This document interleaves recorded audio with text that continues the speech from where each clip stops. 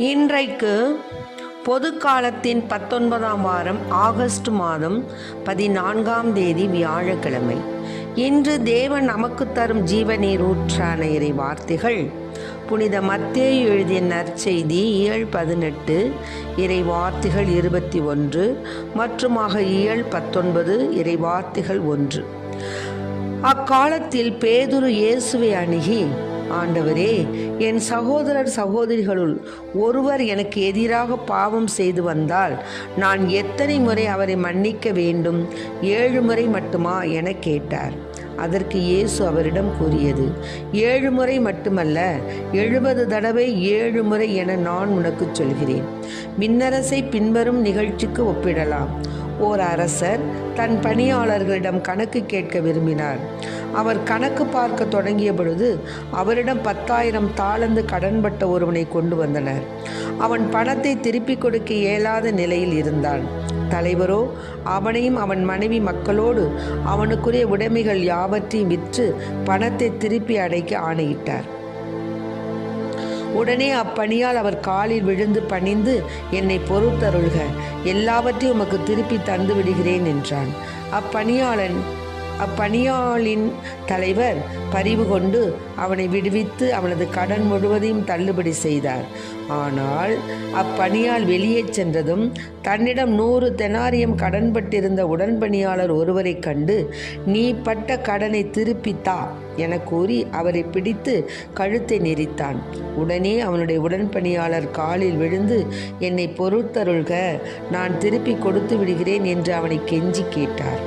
ஆனால் அவன் அதற்கு இசையாது கடனை திருப்பி அடைக்கும் வரை அவரை சிறையில் அடைத்தான். ஆண்டவரின் அருள்வாக்கு. கிறிஸ்துவே மக்கு புகழ்.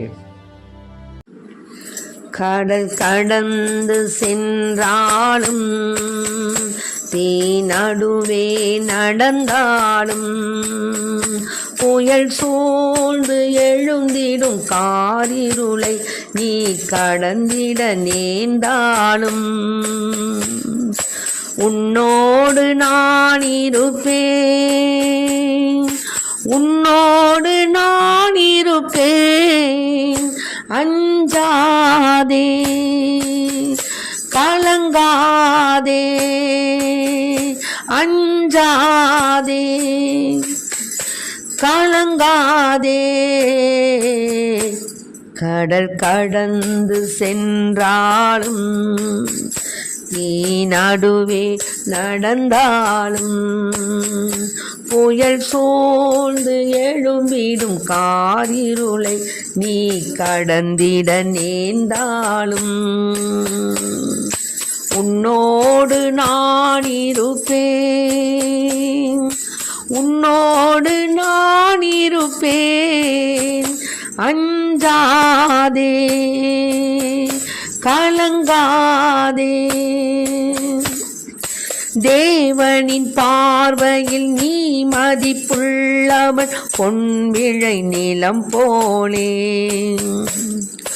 பூமியில் வாழ்ந்திடும் யாவிலும் உன்னிலை உயர்ந்தது அவராலே. தேவனின் பார்வையில் நீ மதிப்புள்ளவன், பொன்விழை நிலம் போலே. பூமியில் வாழ்ந்திடும் யாவிலும் உன்னிலை உயர்ந்தது அவராலே.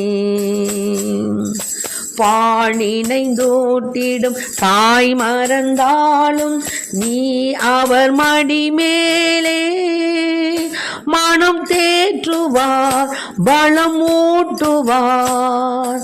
வாழ்வினில் ஒளிதானே, அஞ்சாதே, கலங்காதே. கடல் கடந்து சென்றாலும் தீ நடுவே நடந்தாலும் உன்னோடு நான் இருப்பேன், உன்னோடு நான் இருப்பேன். அஞ்சாதே, கலங்காதே, அஞ்சாதே. கலங்காதே. இன்றைக்கு நம் தேவன் தரும் ஜீவநீர் ஊற்றான இறை வார்த்தைகளை கேட்டோம். என் உயிரே ஆண்டவரை போற்றிடு என்ற பாடலை துவங்குகிற திருப்பாடல் ஆசிரியர் தாவீது ஆண்டவர் செய்த நன்மைகளை பட்டியலிடும்போது அவர் முதலில் சொல்வது எது? அவர் உன் குற்றங்களை எல்லாம் மன்னிக்கின்றார். திருப்பாடல் 103 1-3 வசனம். அவர் உன் குற்றங்களை எல்லாம் மன்னிக்கிறார். பொதுவாக உலக பிரகாரமான நன்மைகளை பெற்றதற்காக தான் நாம் நன்றி சொல்கிறோம். நம்மகிட்ட நோய் குணமானதற்காக, வீடு கட்டி முடித்ததற்காக, கடன் அடைபட்டதற்காக, பிரச்சனை தீர்ந்ததற்காக என்று தான் ஆண்டவருக்கு நாம் நன்றி சொல்ல விழைகின்றோம். ஆனால் தூய ஆவியார் முதலில் விரும்புவது என்ன தெரியுங்களா? நம் பாவங்களையெல்லாம் மன்னித்து விட்டதற்காக நன்றி கூறணும். இதற்காக தூயவர் இயேசு பாவநிலை ஏற்று சிலுவையில் மரித்தார். அதனால தான் இயேசுவின் தூய இரத்தத்தால் கழுவ பெற்று பாவ மன்னிப்பின் பலனை பெறுவதே பேராகும். அதனால கடவுளின் மன்னிப்பை பெற நாம் என்ன செய்யணும்? பிறரின் குற்றங்களை நாம் மன்னித்தாக வேண்டும். பிறருடைய குற்றங்களை மன்னிப்பதற்கு நம் மனம் இடம் கொடுக்கவில்லை என்றால் தேவன் நம் குற்றங்களை மன்னிக்க மாட்டார். இதுதான் இன்று தேவன் நமக்கு தரும் ஜீவநீர் ஊற்றான இறை வார்த்தை என்ன தெரியுங்களா? பிறருடைய குற்றங்களை நாம் மன்னிக்கும் பொழுது தேவன் நம் குற்றங்களை மன்னிக்கிறார். இப்போது ஒரு உதாரணம் சொன்னாங்க இல்லையா? விண்ணரசை பின்வரும் நிகழ்ச்சிக்கு ஒப்பிடலாம். புனித மத்திய எழுதிய நற்செய்தி நான் படித்தல்ல, அதில் என்ன செய்கிறான்? ஒரு பணத்தை திருப்பி கொடுக்க இயலாத ஒருவன் கடன் பட்டு இருக்கிறான் ஒருத்தன்ட்ட. அப்போது அவன் என்ன செய்கிறான்? கடனை கேட்கும்போது அவன் உன் மனைவி மக்கள் பிள்ளைகளையெல்லாம் விற்று அந்த பணத்தை என்கிட்ட திருப்பி கொடுன்னு ஆணையிடுறான். அப்போ அவன் காலில் விழுந்து சொல்கிறான், தலைவரே மன்னிச்சிடுங்க, நான் உங்களுக்கு திருப்பி கொடுத்துட்றேன், என்னால் இப்போ குடிக்க முடியல, அதனால நான் திருப்பி கொடுத்துட்றேன், உங்களுக்கு தயவுசெய்து எங்களை மன்னிச்சிடுங்க, அதெல்லாம் சொல்லாதீங்க. உடனே அந்த தலைவன் அவன் மீது இரக்கம் கொண்டு அவனை மன்னித்து என்ன பண்ணுறான்? விடுவிச்சிட்றான். அவன் என்ன பண்ணுறான்? அவனிடத்துல 100 தெனாரியம் கடன் பட்டிருந்த ஒருவன் அதே மாதிரி அவன்கிட்ட மன்னிப்பு கேட்கும்போது அவன் என்ன பண்ணுறான்? நான் எவ்வளோ கெஞ்சி கேட்டாலும் என்ன செய்கிறான்? அதுக்கு இசையாது, அவனை மன்னிக்காது, அவனை சிறையில் அடைச்சிட்றான். பார்த்தீங்களா?